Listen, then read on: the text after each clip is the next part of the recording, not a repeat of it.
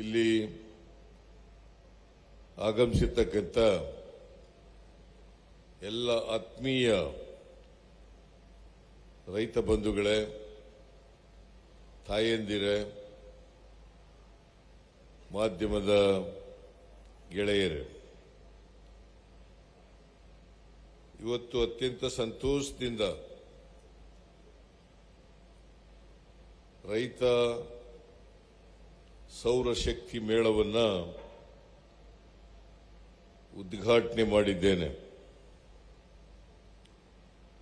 ಇವತ್ತು ಇಂಧನ ಇಲಾಖೆಯ ವತಿಯಿಂದ ಕೆಜೆ ಜಾರ್ಜ್ ಅವರ ನೇತೃತ್ವದಲ್ಲಿ ರೈತರ ಮೇಳವನ್ನು ಏರ್ಪಾಡು ಮಾಡಿದ್ದಾರೆ. ಅದರಲ್ಲಿ ಅನೇಕ ಸೌರಶಕ್ತಿಯ ಮೂಲಕ ವಿದ್ಯುತ್ತನ್ನು ಉತ್ಪಾದನೆ ಮಾಡತಕ್ಕಂಥ ಅನೇಕ ಕಂಪನಿಗಳು ಭಾಗವಹಿಸಿದ್ದಾವೆ. ಭಾಗವಹಿಸಿರ್ತಕ್ಕಂಥ ಎಲ್ಲ ಕಂಪನಿಗಳಿಗೆ, ಅದರ ಮಾಲೀಕರುಗಳಿಗೆ ನಾನು ಧನ್ಯವಾದಗಳನ್ನು ಈ ಸಂದರ್ಭದಲ್ಲಿ ಹೇಳಲಿಕ್ಕೆ ಬಯಸ್ತಾ ಇದ್ದೇನೆ. ಈ ಮೇಳ ಪ್ರಮುಖವಾಗಿ ಏರ್ಪಾಡು ಮಾಡಿರ್ತಕ್ಕಂಥದ್ದು ರೈತರಿಗೋಸ್ಕರ.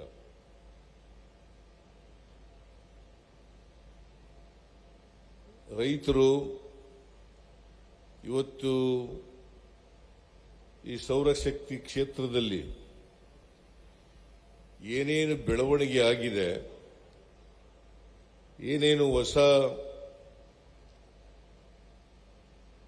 ತಾಂತ್ರಿಕ ಬೆಳವಣಿಗೆಗಳು ಕಂಡಿದ್ದಾವೆ, ಅವು ರೈತರಿಗೆ ತಲುಪಬೇಕು.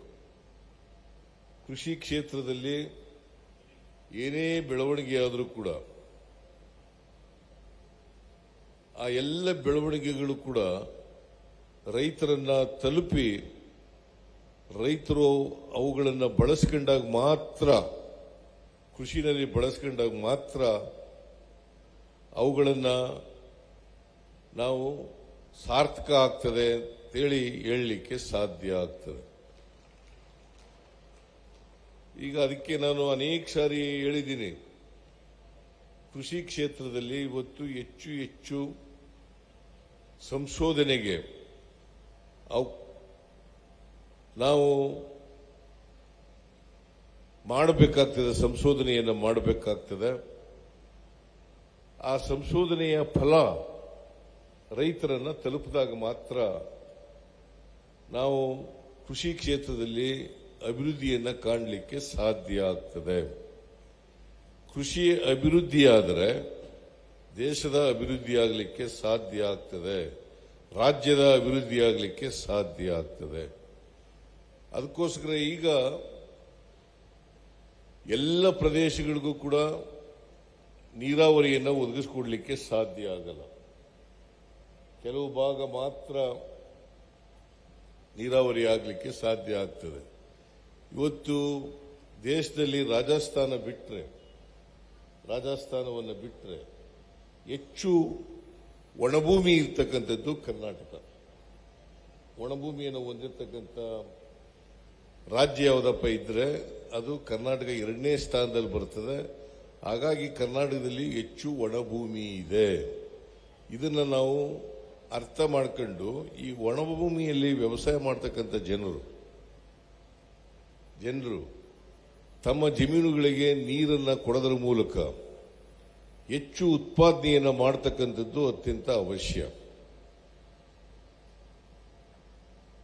ಆಮೇಲೆ ಇದರ ಜೊತೆಗೆ ಇಳುವರಿ ಕಡಿಮೆ ಆಗ್ತಾ ಹೋಗ್ತದೆ, ರೈತರ ಇಳುವರಿಗಳು ಕಡಿಮೆ ಆಗ್ತಾ ಹೋಗ್ತದೆ. ಕೆಲವು ವರ್ಷಗಳ ಹಿಂದೆ 10 ಎಕರೆ 15 ಎಕರೆ ಇದ್ದಂಥವರು, 20 ಎಕರೆ ಇದ್ದಂಥವರು ಇವತ್ತು 2 ಎಕರೆ 3 ಎಕರೆಗೆ ಬಂದಿರತಕ್ಕಂಥ ನಾವು ಅನೇಕ ನಿದರ್ಶನಗಳನ್ನು ನೋಡಲಿಕ್ಕೆ ಸಾಧ್ಯ ಆಗ್ತದೆ. ಕಾರಣ ಯಾಕಪ್ಪ ಅಂತಂದ್ರೆ ಕೃಷಿ ಬೆಳವಣಿಗೆ ಆಗ್ಲಿಕ್ಕೆ ಜಮೀನು ಬೆಳವಣಿಗೆ ಆಗಲಿಕ್ಕೆ ಸಾಧ್ಯ ಆಗಲ್ಲ. ಜಮೀನು ಇದ್ದಷ್ಟೇ ಇರ್ತದೆ, ಆದರೆ ಜನಸಂಖ್ಯೆ ಬೆಳೀತಾ ಹೋಗ್ತಾ ಇರ್ತದೆ, ಕುಟುಂಬಗಳ ಬೆಳೀತಾ ಹೋಗ್ತವೆ. ಹಾಗಾಗಿ ಹಿಡುವಳಿ ಕಡಿಮೆ ಆಗ್ತಕ್ಕಂಥದ್ದನ್ನು ನಾವು ಕಾಣ್ತೇವೆ. ಅದಕ್ಕೋಸ್ಕರನೇ ನಾವು ಈ ವರ್ಷ ಹೆಚ್ಚು ಒತ್ತನ್ನು ಕೊಡ್ತಕ್ಕಂಥದ್ದು ಸಮಗ್ರ ಕೃಷಿಗೆ ಹೆಚ್ಚು ಒತ್ತನ್ನು ಕೊಡ್ತಾ ಇದ್ದೀವಿ. ಸಮಗ್ರ ಕೃಷಿಗೆ ಹೆಚ್ಚು ಒತ್ತನ್ನು ಕೊಡ್ತಾ ಇದ್ದೀವಿ. ಸಮಗ್ರ ಕೃಷಿ ಅಂತಂದ್ರೆ ನಾವು ಕೃಷಿಗೆ ಉಪಕಸಬುಗಳು ಏನಿದಾವೆ ಆ ಉಪಕಸಬುಗಳಿಗೂ ಕೂಡ ಹೆಚ್ಚು ಒತ್ತು ಕೊಡ್ತಕ್ಕಂಥದ್ದನ್ನು ಮಾಡಬೇಕು. ಕೃಷಿ ಮಾಡಬೇಕು, ತೋಟಗಾರಿಕೆ ಮಾಡಬೇಕು, ಹೈನುಗಾರಿಕೆ ಮಾಡಬೇಕು, ರೇಷ್ಮೆ ಮಾಡಬೇಕು, ಮೀನುಗಾರಿಕೆ ಮಾಡಬೇಕು. ಇದನ್ನ ಮಾಡಿದಾಗ ಮಾತ್ರ ಸಮಗ್ರ ಕೃಷಿಯನ್ನು ನಾವು ಮಾಡಲಿಕ್ಕೆ ಸಾಧ್ಯ ಆಗ್ತದೆ. ಸಣ್ಣ ಹಿಡುವಳಿನಲ್ಲೂ ಕೂಡ ರೈತರು ಕೃಷಿ ಮೇಲೆ ಬದುಕಲಿಕ್ಕೆ ಸಾಧ್ಯ ಆಗ್ತದೆ, ಅವಲಂಬನೆ ಆಗಲಿಕ್ಕೆ ಸಾಧ್ಯ ಆಗ್ತದೆ. ಇಲ್ಲದೆ ಹೋದರೆ ಸಮಗ್ರ ಕೃಷಿ ಆಗದೆ ಹೋದರೆ ಕೃಷಿಯಿಂದ ಬದುಕಲಿಕ್ಕೆ ಕಷ್ಟ ಆಗ್ತದೆ. ಅದಕ್ಕೋಸ್ಕರನೇ ಅನೇಕ ಜನ ಇವತ್ತು ಕೃಷಿಯಿಂದ ವಿಮುಖರಾಗಿರ್ತಕ್ಕಂಥದ್ದು, ಪಟ್ಟಣ ಸೇರ್ತಕ್ಕಂಥದ್ದನ್ನು ನಾವು ನೋಡ್ತಾ ಇದ್ದೀವಿ. ನಾವು ಪಟ್ಟಣಗಳು ಬೆಳೆದಂತೆ ಅನೇಕ ಸಮಸ್ಯೆಗಳನ್ನು ಎದುರಿಸಬೇಕಾದಂಥ ಪರಿಸ್ಥಿತಿನೂ ಕೂಡ ಇವತ್ತು ಉದ್ಭವ ಆಗ್ತದೆ. ಅದಕ್ಕೋಸ್ಕರ ನಾವು ಕೃಷಿನಲ್ಲಿ ಹೊಸ ಹೊಸ ಪ್ರಯೋಗಗಳನ್ನು ಮಾಡತಕ್ಕಂಥದ್ದು ಅತ್ಯಂತ ಅಗತ್ಯ. ಆ ಪ್ರಯೋಗಗಳು ರೈತರು ಅಳವಡಿಸಿಕೊಂಡಾಗ ಮಾತ್ರ ಅವುಗಳ ಸಾರ್ಥಕತೆ ಆಗ್ತದೆ ಅಂತಕ್ಕಂಥ ಮಾತುಗಳನ್ನು ಹೇಳಲಿಕ್ಕೆ ಬಯಸ್ತಾ ಇದ್ದೇನೆ. ಇವತ್ತು ನವೀಕರಿಸಬಹುದಾದಂಥ ವಿದ್ಯುತ್ನಿಂದ ಒಂದು ಕಾಲದಲ್ಲಿ ಸಂಪ್ರದಾಯ ವಿದ್ಯುತ್ ಇತ್ತು, ಐಡಲ್ ಪವರ್, ಥರ್ಮಲ್ ಪವರ್ ಈ ತರ ಇರ್ತಿತ್ತು. ಇವತ್ತು ವಿಂಡ್ ಪವರು, ಆಮೇಲೆ ಸೌರಶಕ್ತಿ, ಹೀಗೆ ಬೇರೆ ಬೇರೆ ವಿಧಾನಗಳಿಂದ ನಾವು ವಿದ್ಯುತ್ತನ್ನು ಉತ್ಪಾದನೆ ಮಾಡತಕ್ಕಂಥದ್ದನ್ನು ಆಗ್ತಾ ಇದೆ. ಇವತ್ತು ನವೀಕರಿಸಬಹುದಾದಂಥ ವಿದ್ಯುತ್ ಸುಮಾರು 63% ಇದೆ. ನವೀಕರಿಸಬಹುದಾದಂಥ ವಿದ್ಯುತ್ 63% ಇದೆ. 37% ಮಾತ್ರ ಸಂಪ್ರದಾಯ ವಿದ್ಯುತ್ ಇರ್ತಕ್ಕಂಥದ್ದು. ಕರ್ನಾಟಕದಲ್ಲಿ ಸುಮಾರು 32,000 ಮೆಗಾವ್ಯಾಟ್ ವಿದ್ಯುತ್ ಅನ್ನು ಉತ್ಪಾದನೆ ಮಾಡ್ತಾ ಇದ್ದೀವಿ. 32,000 ಮೆಗಾವ್ಯಾಟ್ ಅನ್ನು ವಿದ್ಯುತ್ ಅನ್ನು ಉತ್ಪಾದನೆ ಮಾಡ್ತೀವಿ. ನಮಗೆ ಇನ್ನೂ ಅದಕ್ಕಿಂತ ಹೆಚ್ಚು ವಿದ್ಯುತ್ ಬೇಕಾಗ್ತದೆ. ಎಲ್ಲ ಪಂಪ್ ಸೆಟ್ಗಳಿಗೆ ವಿದ್ಯುತ್ ಅನ್ನು ಕೊಟ್ಟಾಗ ಇವತ್ತು ನಾವು ದಿನಕ್ಕೆ 7 ಗಂಟೆ ವಿದ್ಯುತ್ ಅನ್ನು 3 ಫೇಸ್ನಲ್ಲಿ ಕೊಡ್ತಾ ಇದ್ದೀವಿ. ನಾವು ಇನ್ನೂ ಹೆಚ್ಚು ಗಂಟೆಗಳ ಕಾಲ ವಿದ್ಯುತ್ ಅನ್ನು ಕೊಟ್ಟಾಗ ಇನ್ನೂ ಹೆಚ್ಚು ವಿದ್ಯುತ್ ಬೇಕಾಗ್ತದೆ. ಅದಕ್ಕೆ ನಾವು ತೀರ್ಮಾನ ಮಾಡಿದ್ದೀವಿ, ಮುಂದಿನ 7 ವರ್ಷಗಳಲ್ಲಿ ಇವತ್ತಿನ 32,000 ಮೆಗಾವ್ಯಾಟ್ ವಿದ್ಯುತ್ನಿಂದ 60,000 ಮೆಗಾವ್ಯಾಟ್ ವಿದ್ಯುತ್ ಅನ್ನು ಉತ್ಪಾದನೆ ಮಾಡಬೇಕು ಅಂತಕ್ಕಂಥ ಗುರಿಯನ್ನು ನಾವು ಇಟ್ಕೊಂಡಿದ್ದೀವಿ. ಕಾರಣ ಯಾಕಪ್ಪ ಅಂತಂದ್ರೆ ವಿದ್ಯುತ್ತಿನ ಬಳಕೆ ಹೆಚ್ಚಾಗ್ತಾ ಆಯ್ತಾ ಉತ್ಪಾದನೆ ಕೂಡ ಹೆಚ್ಚಾಗ್ತಾ ಹೋಗ್ಬೇಕಾಗ್ತದೆ. ಅದಕ್ಕೋಸ್ಕರ ಮುಂದಿನ 7 ವರ್ಷಗಳಲ್ಲಿ 32,000 ಮೆಗಾವ್ಯಾಟ್ನಿಂದ 60,000 ಮೆಗಾವ್ಯಾಟ್ ವಿದ್ಯುತ್ ಉತ್ಪಾದನೆ ಮಾಡತಕ್ಕಂಥ ಗುರಿಯನ್ನ ನಮ್ಮ ಸರ್ಕಾರ ಇಟ್ಕೊಂಡಿದೆ. ನಾವು 2013-14ರಿಂದ 17-18ರವರೆಗೆ ಸುಮಾರು ನಾವು ಅಧಿಕಾರಕ್ಕೆ ಬಂದಾಗ 14,000 ಮೆಗಾವ್ಯಾಟ್ ವಿದ್ಯುತ್ ಉತ್ಪಾದನೆ ಇತ್ತು. 13-14ರಲ್ಲಿ 14,000 ಮೆಗಾವ್ಯಾಟ್ ವಿದ್ಯುತ್ ಉತ್ಪಾದನೆ ಇತ್ತು. 17-18ರಲ್ಲಿ ಸುಮಾರು 28,000 ಮೆಗಾವ್ಯಾಟ್ ಉತ್ಪಾದನೆಗೆ ನಾವು ತಗೊಂಡೋದು. ಅಂದರೆ ಸುಮಾರು 2 ಪಟ್ಟು ಹೆಚ್ಚು ಉತ್ಪಾದನೆ ಆಯಿತು. ಆದರೆ ಬಿಜೆಪಿ ಸರ್ಕಾರ 5 ವರ್ಷಗಳ ಅವಧಿನಲ್ಲಿ ಸಮ್ಮಿಶ್ರ ಸರ್ಕಾರನೂ ಸೇರಿ 5 ವರ್ಷಗಳ ಕಾಲ ಸಾಕಷ್ಟು ವಿದ್ಯುತ್ತನ್ನು ಉತ್ಪಾದನೆ ಮಾಡಲಿಲ್ಲ. ಹಾಗಾಗಿ ಇವತ್ತು ವಿದ್ಯುತ್ತಿನ ಸಮಸ್ಯೆಯನ್ನು ಎದುರಿಸಬೇಕಾದಂಥ ಪರಿಸ್ಥಿತಿ ನಿರ್ಮಾಣ ಆಗಿದೆ ಅಂತಕ್ಕಂಥ ಮಾತುಗಳನ್ನು ಹೇಳಲಿಕ್ಕೆ ಬಯಸ್ತಾ ಇದ್ದೇನೆ. ನಾನು ಇಂದಿನ ಸರ್ಕಾರದ ಮೇಲೆ ಆರೋಪ ಮಾಡ್ತಾ ಇಲ್ಲ. ಅಂಕಿಅಂಶಗಳು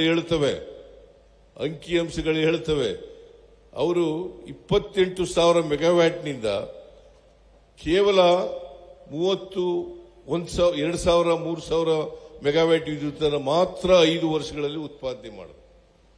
ಆ ಕಾರಣದಿಂದ ಇವತ್ತು ವಿದ್ಯುತ್ತಿನ ಅಭಾವವನ್ನ ಎದುರಿಸಬೇಕಾದಂತ ಪರಿಸ್ಥಿತಿ ಬಂದಿದೆ ಅಂತಕ್ಕಂಥ ಮಾತುಗಳನ್ನು ಹೇಳಲಿಕ್ಕೆ ಬಯಸ್ತಾ ಇದ್ದೇನೆ. ಇದನ್ನ ನೀವು ಅರ್ಥ ಮಾಡ್ಕೋಬೇಕಾಗ್ತದೆ.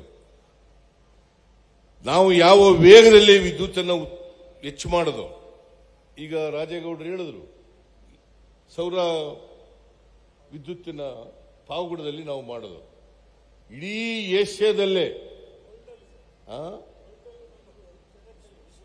ವಿಶ್ವದಲ್ಲೇ, ವಿಶ್ವ ಅಂತ ಹೇಳ್ತಾ ಇದ್ದಾರೆ, ನಾನು ಏಷ್ಯಾ ಅಂತ ಅನ್ಕೊಂಡಿದ್ದೆ. ಇಡೀ ವಿಶ್ವದಲ್ಲೇ ಅಷ್ಟೊಂದು ದೊಡ್ಡ ಸೋಲಾರ್ ಪಾರ್ಕ್ ಅನ್ನ ಮಾಡಿದ್ದು ನಮ್ಮ ಕಾಲದಲ್ಲಿ ಅಂತಕ್ಕಂಥದನ್ನ ಇವತ್ತು ತಮಗೆ ತಿಳಿಸಲಿಕ್ಕೆ ಬಯಸ್ತಾ ಇದ್ದೀನಿ. ಡಿ ಕೆ ಶಿವಕುಮಾರ್ ವಿದ್ಯುತ್ ಮಂತ್ರಿ ಇದ್ರು, ನಾನೇ ಹೋಗಿ ಅದನ್ನು ಉದ್ಘಾಟನೆ ಮಾಡಿದೆ. ಇಡೀ ವಿಶ್ವದಲ್ಲೇ ದೊಡ್ಡ ಸೌರ ವಿದ್ಯುತ್ ಪಾರ್ಕ್ ಮಾಡಿದ್ದು ನಮ್ಮ ಕಾಲದಲ್ಲಿ. ಅದೇ ವೇಗದಲ್ಲಿ ಹಿಂದಿನ ಸರ್ಕಾರದವರು ಕೂಡ ಮುಂದುವರಿಸಿದ್ರೆ ಇವತ್ತು ವಿದ್ಯುತ್ ಅಭಾವ ಬರಲಿಕ್ಕೆ ಸಾಧ್ಯ ಆಗ್ತಾ ಇರಲಿಲ್ಲ. ಇದನ್ನ ತಮಗೆ ತಿಳಿಸಲಿಕ್ಕೆ ಬಯಸ್ತಾ ಇದ್ದೇನೆ. ಅದಕ್ಕೋಸ್ಕರ ರೈತರು ಹೆಚ್ಚು ಈ ರೈತ ಸೌರಶಕ್ತಿ ಇದೆಯಲ್ಲ, ಇದು ಪಂಪ್ ಸೆಟ್ಗಳಿಗೆ ಹೆಚ್ಚು ಸೌರಶಕ್ತಿಯನ್ನ ಬಳಸ್ತಕ್ಕಂಥದನ್ನ ಮಾಡಬೇಕಾಗ್ತದೆ. ಅದಕ್ಕೋಸ್ಕರ ಈ ಮೇಳವನ್ನ ಏರ್ಪಾಡು ಮಾಡಿರ್ತಕ್ಕಂಥದ್ದು. ನೀವು ಇದನ್ನ ಯಾಕಂತಂದ್ರೆ ಇದಕ್ಕೆ ಸರ್ಕಾರ ಕುಸುಮ್ ಬಿ ಅಂಡ್ ಸಿ ಇದು ಕೇಂದ್ರ ಸರ್ಕಾರ ಜೊತೆಯಲ್ಲಿ ರಾಜ್ಯ ಸರ್ಕಾರನೂ ಕೂಡ ಶೇರ್ ಮಾಡ್ಕೊಂಡು ಮಾಡ್ತಕ್ಕಂಥ ಒಂದು ಯೋಜನೆ. ಈ ಯೋಜನೆ ಪ್ರಕಾರ ಮೊದಲು 30% ಕೇಂದ್ರ ಸರ್ಕಾರ, 30% ರಾಜ್ಯ ಸರ್ಕಾರ, 60% 40% ರೈತ ಕೊಡಬೇಕಾಗಿತ್ತು. ಅದು ನಮ್ಮ ಸರ್ಕಾರ ಬಂದ ಮೇಲೆ ನಮ್ಮ ಪಾಲನ್ನ 30ರಿಂದ 50% ಹೆಚ್ಚು ಮಾಡಿದ್ದೀವಿ. 30ರಿಂದ 50% ಹೆಚ್ಚು ಮಾಡಿದ್ದೀವಿ. ಕೇಂದ್ರ ಸರ್ಕಾರದಿಂದ 30% ಬರ್ತದೆ. ಈಗ 80% ಕೇಂದ್ರ ಸರ್ಕಾರ ಮತ್ತು ರಾಜ್ಯ ಸರ್ಕಾರ ಭರಿಸ್ತದೆ. ಉಳಿದಂತ 20% ಅನ್ನ ರೈತ ಕೊಡಬೇಕು. ಅದರಲ್ಲೂ ಕೂಡ ವಿದ್ಯುತ್ ಇಲಾಖೆ ವತಿಯಿಂದ ಎಂತದು ಪೈಪ್ಗಳು, ಮೋಟಾರು ಇವೆಲ್ಲನೂ ಕೂಡ ಸಲಕರಣೆಗಳನ್ನು ಕೂಡ ಒದಗಿಸಿಕೊಡ್ತಕ್ಕಂಥ ಕೆಲಸವನ್ನು ಮಾಡ್ತಾರೆ. ಸೊ ಇವೆಲ್ಲನೂ ಉಪಯೋಗಿಸಿಕೊಂಡು ರೈತರು ಹೆಚ್ಚು ಸೌರ ವಿದ್ಯುತ್ ಬಳಕೆಯನ್ನ ಹೆಚ್ಚು ಮಾಡ್ಕೊಳ್ತಕ್ಕಂಥದ್ದು, ಪಂಪ್ ಸೆಟ್ಗಳಿಗೆ ಮಾಡ್ತಕ್ಕಂಥದ್ದು ಅತ್ಯಂತ ಅವಶ್ಯ. ಅದರಿಂದ ನಿಮಗೆ ಖರ್ಚು ಕಡಿಮೆ ಆಗ್ತದೆ, ಉತ್ಪನ್ನನೂ ಕೂಡ ಜಾಸ್ತಿ ಆಗ್ತದೆ, ಜೊತೆಗೆ ಮಾಲಿನ್ಯನೂ ಕೂಡ ಕಡಿಮೆ ಆಗಲಿಕ್ಕೆ ಸಾಧ್ಯ ಆಗ್ತದೆ.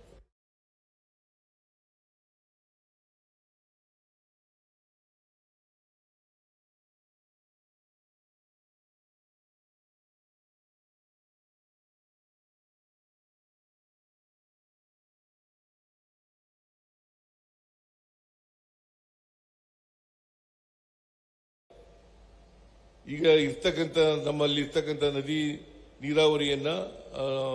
ನದಿ ನೀರನ್ನ ಎಷ್ಟು ಬಳಸ್ಕೊಳ್ಳಲಿಕ್ಕೆ ಸಾಧ್ಯ ಆಗ್ತದೆ ಅಷ್ಟು ಬಳಸ್ಕೊಳ್ಳಲಿಕ್ಕೆ ಪ್ರಯತ್ನವನ್ನು ಮಾಡ್ತಾ ಇದ್ದೀವಿ.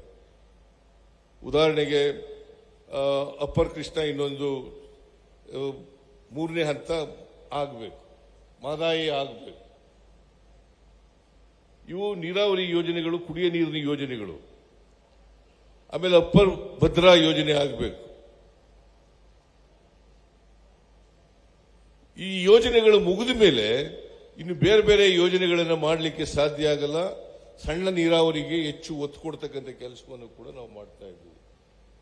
ಬ್ಯಾರೇಜ್ಗಳನ್ನ ಕಟ್ಟಿ ನೀರನ್ನು ಬಳಸ್ಕೊಳ್ತಕ್ಕಂಥ ಕೆಲಸವನ್ನು ಮಾಡಬೇಕಾಗ್ತದೆ. ಅಲ್ಲೂ ಕೂಡ ಪಂಪ್ ಸೆಟ್ಗಳನ್ನು ಉಪಯೋಗಿಸ್ತಕ್ಕಂಥ ಕೆಲಸವನ್ನು ಮಾಡಬೇಕು. ನೀರನ್ನು ಎತ್ತಿ ರೈತರಿಗೆ ನೀರು ಕೊಡ್ತಕ್ಕಂಥ ಕೆಲಸವನ್ನು ಮಾಡಬೇಕಾಗ್ತದೆ. ಅದಕ್ಕೋಸ್ಕರ ಈ ಸೌರ ವಿದ್ಯುತ್ ಬಳಕೆ ಹೆಚ್ಚು ಬಳಸ್ಕೊಳ್ಳಲಿಕ್ಕೆ ಸಾಧ್ಯ ಆಗ್ತದೆ. ಈಗ ನೀವು ನೋಡಿದ್ರೆ ಅನೇಕ ಕಂಪನಿಗಳು ನಿಮಗೆ ಸ್ಟಾಲ್ಗಳನ್ನು ಇಟ್ಟಿದ್ದಾರೆ. ಆ ಸ್ಟಾಲ್ಗಳ ಮೂಲಕ ನಿಮಗೆ ಪರಿಚಯಿಸ್ತಕ್ಕಂಥ ಕೆಲಸವನ್ನ, ಏನೇನು ಬೆಳವಣಿಗೆಗಳಾಗಿದ್ದಾವೆ, ಅದನ್ನ ನಿಮಗೆ ತಿಳಿಸ್ತಕ್ಕಂಥ ಕೆಲಸವನ್ನು ಅವರು ಮಾಡ್ತಾ ಇದ್ದಾರೆ. ಆ ಉದ್ದೇಶಕ್ಕೋಸ್ಕರನೇ ಆ ಎಲ್ಲ ಕಂಪನಿಗಳನ್ನು ಕರೆಸಿ ಅವು ಸ್ಟಾಲ್ಗಳನ್ನು ಏರ್ಪಾಡು ಮಾಡಿ ನಿಮಗೆ ತಿಳಿಸಬೇಕು ಅನ್ನೋ ಕಾರಣಕ್ಕೋಸ್ಕರ ಇಂಥ ಒಂದು ಮೇಳವನ್ನು ಏರ್ಪಾಡು ಮಾಡಿರೋದು. ರೈತರು ಇದನ್ನೆಲ್ಲ ಬಳಸ್ಕೊಳ್ಬೇಕು.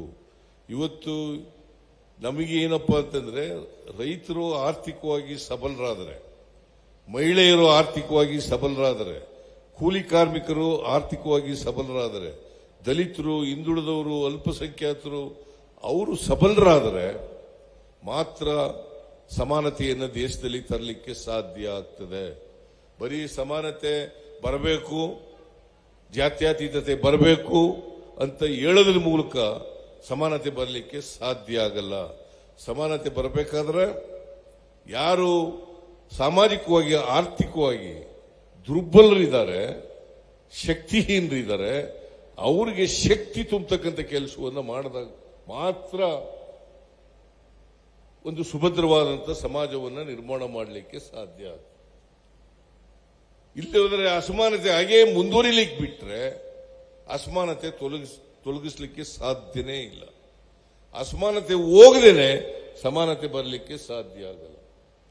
ಅಸಮಾನತೆ ಬರಬೇಕಾದ್ರೆ ರೈತರಾಗಲಿ, ಬಡವರಾಗಲಿ, ಮಹಿಳೆಯರಾಗಲಿ, ಕಾರ್ಮಿಕರಾಗಲಿ, ಇವರೆಲ್ಲರೂ ಕೂಡ ಅವರಿಗೆ ಆರ್ಥಿಕವಾಗಿ, ಸಾಮಾಜಿಕವಾಗಿ ಶಕ್ತಿ ತುಂಬತಕ್ಕಂಥ ಕೆಲಸವನ್ನು ಮಾಡಬೇಕು. ಆ ದಿಶಿನಲ್ಲಿ ನಾವು ಇವತ್ತು 5 ಗ್ಯಾರಂಟಿಗಳನ್ನು ಜಾರಿ ಕೊಡ್ತಕ್ಕಂಥ ಕೆಲಸವನ್ನು ಮಾಡಿದ್ದೀವಿ. 5 ಗ್ಯಾರಂಟಿಗಳನ್ನು ಒಂದು ಈ ಗೃಹ ಜ್ಯೋತಿ ಅಂತಕ್ಕಂಥ ಒಂದು ಯೋಜನೆ, ಒಂದು ಗ್ಯಾರಂಟಿ ಯೋಜನೆ. ಈ ಗೃಹ ಜ್ಯೋತಿ ಮೂಲಕ 200 ಯೂನಿಟ್ವರೆಗೆ ಅವರಿಗೆ ಉಚಿತವಾಗಿ ವಿದ್ಯುತ್ ಅನ್ನು ಸರಬರಾಜು ಮಾಡತಕ್ಕಂಥ ಕೆಲಸವನ್ನು ವಿದ್ಯುತ್ ಇಲಾಖೆಯಿಂದ ಮಾಡ್ತಾ ಇದ್ದೀವಿ. ಅದನ್ನ ರಾಜ್ಯ ಸರ್ಕಾರ ವಿದ್ಯುತ್ ಇಲಾಖೆಗೆ ಎಷ್ಟು ಖರ್ಚಾಗ್ತದೆ ಅಷ್ಟು ಖರ್ಚನ್ನ ಭರಿಸ್ತಕ್ಕಂಥ ಕೆಲಸವನ್ನು ಮಾಡ್ತಾ ಇದೆ. ಇವತ್ತಿನವರಿಗೆ ಸುಮಾರು 5,000 ಅಲ್ಲ,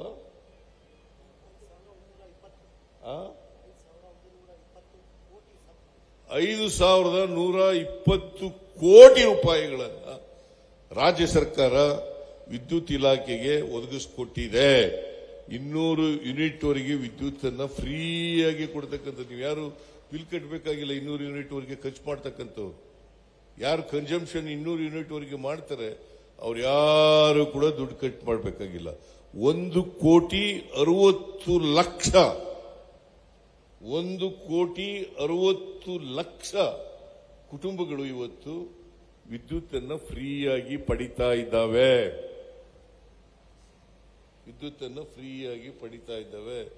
ಇದು ನಮ್ಮ ಸರ್ಕಾರ ಉಚಿತವಾಗಿ 1,60,00,000 ಕುಟುಂಬಗಳಿಗೆ ಇವತ್ತು ವಿದ್ಯುತ್ ಅನ್ನ ಕೊಡ್ತಾ ಇದ್ದೇವೆ ಅಂತಕ್ಕಂಥ ಮಾತುಗಳನ್ನ ಅತ್ಯಂತ ವಿನಯದಿಂದ ರೈತರಿಗೆ ತಿಳಿಸಲಿಕ್ಕೆ ಬಯಸ್ತಾ ಇದ್ದೇವೆ.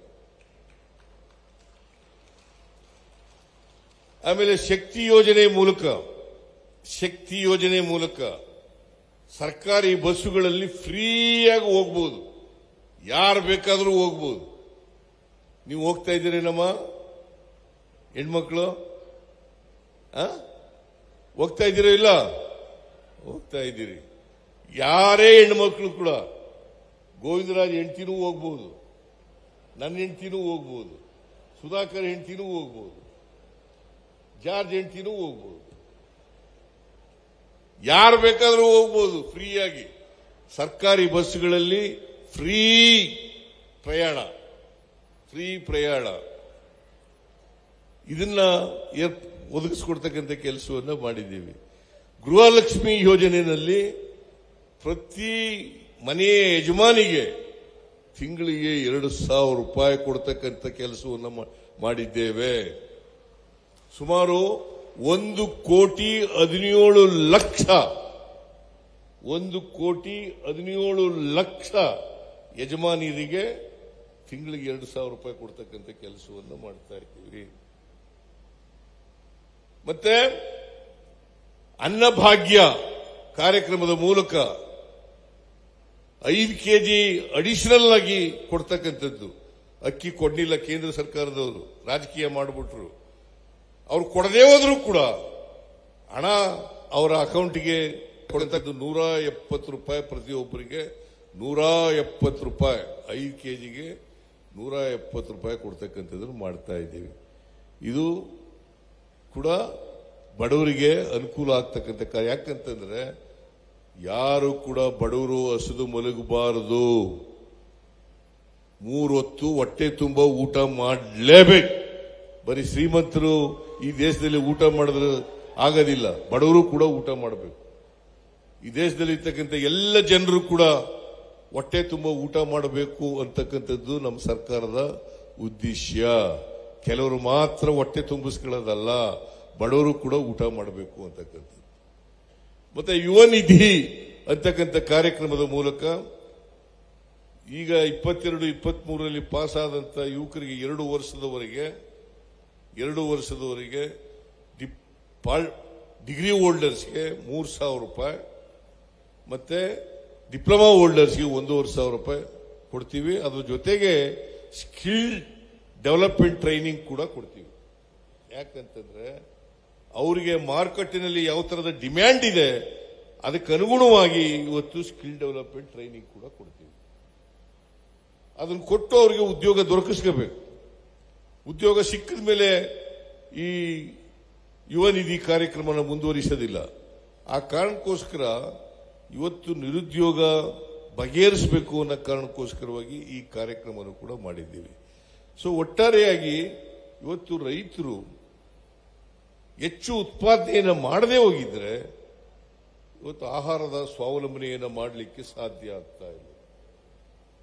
ಆಹಾರದ ಸ್ವಾವಲಂಬನೆ ಆಗಬೇಕು. ದೇಶದಲ್ಲಿ 1 ಕೋಟಿ ಅಲ್ಲ 142 ಕೋಟಿ ಜನರಿದ್ದಾರೆ. ಕರ್ನಾಟಕದಲ್ಲಿ 7 ಕೋಟಿ ಜನರಿದ್ದಾರೆ. ಇವರೆಲ್ಲರಿಗೂ ಆಹಾರದ ಭದ್ರತೆ ಕೊಡಬೇಕಲ್ಲ. ಅದಕ್ಕಾಗಿ ಮನಮೋಹನ್ ಸಿಂಗ್ ರವರು ಇರುವಾಗ ಉದ್ಯೋಗ ಖಾತ್ರಿ ಯೋಜನೆಯನ್ನ ಜಾರಿಗೆ ತಗೊಬಂದರು. ಆಹಾರ ಭದ್ರತಾ ಯೋಜನೆಯನ್ನ ಜಾರಿಗೆ ತಗೊಬಂದರು.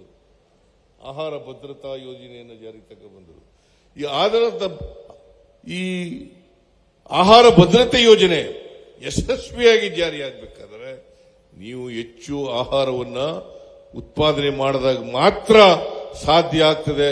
ಅದಕ್ಕೋಸ್ಕರ ಇವೆಲ್ಲ ವಿದ್ಯುತ್ತನ್ನು ಉತ್ಪಾದನೆ ಮಾಡತಕ್ಕಂಥ ಕೆಲಸವನ್ನ ಬೇರೆ ಬೇರೆ ಮೂಲಗಳಿಂದ ವಿದ್ಯುತ್ತನ್ನು ತಯಾರಿಸಿ ರೈತರಿಗೆ ಕೊಡ್ತಕ್ಕಂಥ ಕೆಲಸವನ್ನು ನಾವು ಮಾಡ್ತಾ ಇದ್ದೀವಿ. ನೀವು ಹೆಚ್ಚು ಉತ್ಪಾದನೆ ಮಾಡಬೇಕಲ್ಲ. ಅನ್ನದಾತ ನೀವೇ, ರೈತರೇ ಅನ್ನದಾತರು. ಎಲ್ಲ ದೇಶದ 142 ಕೋಟಿ ಜನರಿಗೆ ಆಹಾರ ಉತ್ಪಾದನೆ ಮಾಡತಕ್ಕಂಥದ್ದು. ಬರೀ ನಮಗಷ್ಟೇ ಆಹಾರ ಉತ್ಪಾದನೆ ಇಲ್ಲ, ಬೇರೆ ದೇಶದವರಿಗೂ ಕೂಡ ಆಹಾರವನ್ನ ರಫ್ತು ಮಾಡತಕ್ಕಂಥ ಕೆಲಸವನ್ನು ನಾವು ಮಾಡಬೇಕಾಗ್ತದೆ. ಆಹಾರದ ಉತ್ಪಾದನೆ ಹೆಚ್ಚಾದರೆ, ರಫ್ತು ಮಾಡಿದ್ರೆ ರೈತರ ಆದಾಯನೂ ಕೂಡ ಹೆಚ್ಚಾಗಲಿಕ್ಕೆ ಸಾಧ್ಯ ಆಗ್ತದೆ. ರೈತರ ಆದಾಯ ಹೆಚ್ಚಾದ್ರೆ ಈ ಸಾರಿ ಬರಗಾಲ ಬಂದ್ಬಿಡುತ್ತೆ. ಈ ವರ್ಷ 240 ತಾಲೂಕುಗಳಲ್ಲಿ 223 ತಾಲೂಕುಗಳಲ್ಲಿ ಬರಗಾಲ. 223 ತಾಲೂಕುಗಳಲ್ಲಿ ಬರಗಾಲ. 196 ತಾಲೂಕುಗಳಲ್ಲಿ ತೀವ್ರ ಬರ. ನಾವು ಕೇಂದ್ರ ಸರ್ಕಾರಕ್ಕೆ NDRF ನಾರ್ಮ್ಸ್ ಪ್ರಕಾರ 18,171 ಕೋಟಿ ಕೇಳಿದ್ದೀವಿ. ಕೇಳಾಗಲೇ 4-5 ತಿಂಗಳಾಯಿತು. ಇವತ್ತಿನವರೆಗೆ ₹1 ಬಂದಿಲ್ಲ. ಆದರೂ ನಾವು ₹2,000ವರೆಗೆ 33,25,000 ರೈತರಿಗೆ ₹2,000 631 ಕೋಟಿ ರೂಪಾಯಿಗಳನ್ನು ಇವತ್ತಿನವರೆಗೆ ಸರ್ಕಾರದ ಖಜಾನೆಯಿಂದ ನಾವು ಕೊಡ್ತಕ್ಕಂಥ ಕೆಲಸವನ್ನು ಮಾಡಿದ್ದೀವಿ. ಸರ್ಕಾರದ ಖಜಾನೆಯಿಂದ 631 ಕೋಟಿ 33,25,000 ರೈತರಿಗೆ ಕೊಟ್ಟಿದ್ದೇವೆ. ಕೇಂದ್ರ ಸರ್ಕಾರದವರು ಬಹಳ ಹೇಳ್ಕತ್ತಾರೆ, ಇದನ್ನು ಕುಸುಮ್ ಬಿ ಅನ್ನೋದಿದೆಯಲ್ಲ, ಅದೇನು ಪ್ರಧಾನಮಂತ್ರಿ ಕುಸುಮ್ ಬಿ ಅಲ್ಲ, ಪ್ರಧಾನಮಂತ್ರಿ ಹೆಸರು ಮಾತ್ರ ಪ್ರಧಾನಮಂತ್ರಿ. ಅವ್ರು 30 ಕೊಡೋದು, ನಾವು 50 ಕೊಡೋದು. ಹೆಸರು ಮಾತ್ರ ಪ್ರಧಾನಮಂತ್ರಿ. ನಾವು 50 ಕೊಡ್ತೀವಿ, ಅವರು 30 ಕೊಟ್ಟರೆ ಹೆಸರು ಮಾತ್ರ ಪ್ರಧಾನಮಂತ್ರಿ ಕುಸುಂಬಿ ಯೋಜನೆ. ನೋಡಿ ಎಂತ ವಿಪರ್ಯಾಸ ಇದು. ಹಾಗೇನೆ ಈ ಮನೆ ಕೊಡ್ತೀವಲ್ಲ ಬಡವರಿಗೆ ಪ್ರಧಾನಮಂತ್ರಿ ಆವಾಸ್ ಯೋಜನೆ ಅಂತ ಹೆಸರು. ಅವರು 1.5 ಲಕ್ಷ ರೂಪಾಯಿ ಕೊಡೋದು ಕೊಳಗೇರಿ ನಿವಾಸಿಗಳಿಗೆ, 1.5 ಲಕ್ಷ ಕೊಡೋದು. ನಾವು 1.5 ಲಕ್ಷ ಕೊಡ್ತೀವಿ. ಇನ್ನು ಉಳಿದದನ್ನ ಫಲಾನುಭವಿಗಳು ಕೊಡಬೇಕು ಅಂತ ಇತ್ತು. ಮನೆನೇ ಕಟ್ಟಿರಲಿಲ್ಲ. ಆಮೇಲೆ 150 1.5 ಲಕ್ಷ ಕೊಟ್ಬಿಟ್ಟು 1,38,000 GST ವಾಪಸ್ ತಗೊಳ್ಳೋದು. 1,50,000 ರೂಪಾಯಿ ಕೊಡೋದು ಕೇಂದ್ರ ಸರ್ಕಾರದಿಂದ. GST ರೂಪದಲ್ಲಿ 1,38,000 ವಾಪಸ್ ತಗೊಳ್ಳೋದು. ನನ್ನ ಹತ್ರ ಜಮೀರ್ ಬಂದು ಹೇಳಿದ್ರು, ಈ ತರ ಕೊಳಗೇರಿ ನಿವಾಸಿಗಳಿಗೆ ಕೊಡಕ್ಕಾಗಲ್ಲ ಮನೇನ, 4-5 ಲಕ್ಷ ರೂಪಾಯಿ ಪಾಪ ಫಲಾನುಭವಿಗಳಿಂದ ಕೊಡಕ್ಕಾಗಲ್ಲ ಅಂತ ಹೇಳಿದ್ರು. ನಾನು ಹೇಳಿದೆ 1 ಲಕ್ಷ ರೂಪಾಯಿ ಮಾತ್ರ ಫಲಾನುಭವಿಯಿಂದ ಕಲೆಕ್ಟ್ ಮಾಡಿ, ಉಳಿದದ 3-4 ಲಕ್ಷ ರೂಪಾಯಿ ರಾಜ್ಯ ಸರ್ಕಾರನೇ ಕೊಡ್ತದೆ ಅಂತೇಳಿ ತೀರ್ಮಾನ ಮಾಡಿ ಮೊನ್ನೆ 36,000 37,000 ಮನೆಗಳನ್ನು ಹಂಚಿಕೆ ಮಾಡಿದ್ರು. ಹೀಗೆ ರಾಜ್ಯ ಸರ್ಕಾರ ಬಡವರ ಪರವಾಗಿ, ರೈತರ ಪರವಾಗಿ, ಕೂಲಿ ಕಾರ್ಮಿಕರ ಪರವಾಗಿ, ರೈತ ಕಾರ್ಮಿಕರ ಪರವಾಗಿ ನಾವು ಅನೇಕ ಕಾರ್ಯಕ್ರಮಗಳನ್ನು ಮಾಡಿ ಇವರಿಗೆ ಶಕ್ತಿ ತುಂಬತಕ್ಕಂಥ ಕೆಲಸವನ್ನು ಮಾಡ್ತಾ ಇದ್ದೀವಿ. ವಿದ್ಯುತ್ ಇಲಾಖೆನೂ ಕೂಡ ಇವತ್ತು ನಿಮಗೆ ರೈತರಿಗೆ ಅನುಕೂಲ ಆಗ್ತಕ್ಕಂಥ ಅನೇಕ ಕಾರ್ಯಕ್ರಮಗಳನ್ನು ಮಾಡ್ತಾ ಇದ್ದೀವಿ. ಅದಕ್ಕೆ ನೀವು ಹೆಚ್ಚು ಈ ಸೌರಶಕ್ತಿಯನ್ನು ಬಳಸಿ ನಿಮ್ಮ ಪಂಪ್ ಸೆಟ್ಗಳಿಗೆ ಉಪಯೋಗಿಸ್ಕೊಳ್ತಕ್ಕಂಥ ಕೆಲಸವನ್ನು ಈಗೆಲ್ಲ ನೋಡಿದ್ರಿ ನೀವು. ಅಲ್ಲಿ ಸ್ಪ್ರಿಂಕ್ಲರ್ ಇರಿಗೇಷನ್ ಮಾಡ್ತಕ್ಕಂಥದ್ದು, ಮತ್ತೆ ಬೇರೆ ಎಂತದ್ದು ಕೃಷಿ ಭಾಗ್ಯ, ಕೃಷಿ ಹೊಂಡ, ಆ ಕೃಷಿ ಹೊಂಡದಲ್ಲಿ ನೀರನ್ನು ಹೇಗೆ ಬಳಸಬಹುದು ಅಂತಕ್ಕಂಥದ್ದು ನೀವೆಲ್ಲ ನೋಡಿದಿರಿ, ಕಣ್ಣಾರೆ ನೋಡಿದಿರಿ. ಆದರೆ ನಿಮ್ ಜಮೀನುಗಳಲ್ಲಿ ಇದಾಗಬೇಕು. ಇದು ಪ್ರಯೋಗ ಅಷ್ಟೇನೆ. ನಿಮ್ ಜಮೀನುಗಳಲ್ಲಿ ಇದು ಆದಾಗ ಮಾತ್ರ, ನೀವು ಇದನ್ನ ಅಳವಡಿಸ್ಕೊಂಡಾಗ ಮಾತ್ರ ಇದರ ಉಪಯೋಗ ಸಾರ್ಥಕ ಆಗಲಿಕ್ಕೆ ಸಾಧ್ಯ ಆಗ್ತದೆ. ಅದಕ್ಕೋಸ್ಕರವಾಗಿ ಈ ಮೇಳವನ್ನು ಏರ್ಪಾಡು ಮಾಡಿದ್ದೇವೆ. ಈ ಮೇಳದ ಉಪಯೋಗವನ್ನ ನೀವೆಲ್ಲರೂ ಕೂಡ ಪಡ್ಕೊಳ್ಬೇಕು ಅಂತಕ್ಕಂಥ ಮಾತುಗಳನ್ನ ಹೇಳಿ, ನಾವು ಯಾವಾಗಲೂ ಕೂಡ ರೈತರ ಪರವಾಗಿರ್ತೇವೆ, ಬಡವರ ಪರವಾಗಿರ್ತೇವೆ, ಮಹಿಳೆಯರ ಪರವಾಗಿರ್ತೇವೆ ಅಂತ ಹೇಳ್ತಕ್ಕಂಥ ಮಾತುಗಳನ್ನು ಹೇಳಿ ನಿಮ್ಮೆಲ್ಲರಿಗೂ ಕೂಡ ಇದರ ಸದುಪಯೋಗ ಮಾಡ್ಕೊಳ್ಳಿ ಅಂತೇಳಿ ನಿಮಗೆ ಮನವಿ ಮಾಡಿ ನನ್ನ ಮಾತನ್ನು ಮುಗಿಸ್ತೇನೆ. ಜೈ ಹಿಂದ್, ಜೈ ಕರ್ನಾಟಕ.